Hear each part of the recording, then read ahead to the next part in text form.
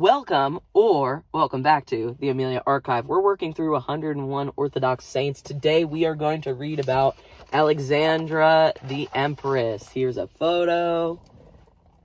Here's her icon. Let's get right into it. St. Alexandria was the wife of Emperor Diocletian, and a Roman empress. During one of her routine inspections of the state, she noticed the persecution of St. George, who was a Roman soldier. Upon questioning him, St. Alexandra found that he was being punished for refusing to acknowledge the pagan gods because he was a Christian. His calm explanation of his faith and his bravery under persecution convinced St. Alexandra of the truth of Christ. She advocated to her husband that St. George should be released. When the emperor understood that his wife had also become a Christian, he angrily sent her to prison and ordered her to be beheaded. However, that night in prison, St. Alexandra prayed. She died, thus depriving Emperor Diocletian of her murder. Okay, queen, literally. St. Alexandra gladly traded her royal crown for a heavenly crown of martyrdom for Christ.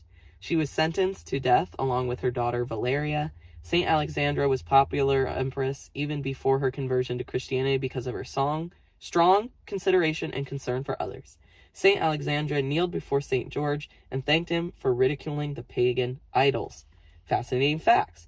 The Emperor Diocletian ruled from AD 284 to 305 and wanted to use religion as a unifying element in the Roman Empire. He consulted an idol in Apollo's temple, which told him that the Christians were interfering with the idol's ability to predict the future.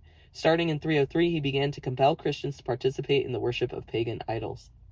St. Alexandra's servants, Apollo, Isaacus, and Quadratus, visited her in prison and were also converted to Christ. They advocated for her to the emperor, who sentenced them to death. Oh.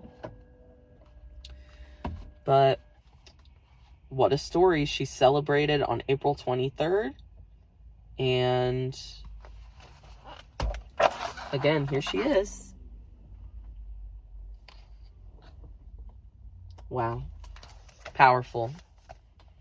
Makes you think how much of a better witness I could be when it's very unlikely that I get sentenced to death, at least in America. So, this has once again been 101 Orthodox Saints with your Orthodox friend Amelia. Hope to see you in other places around the archive.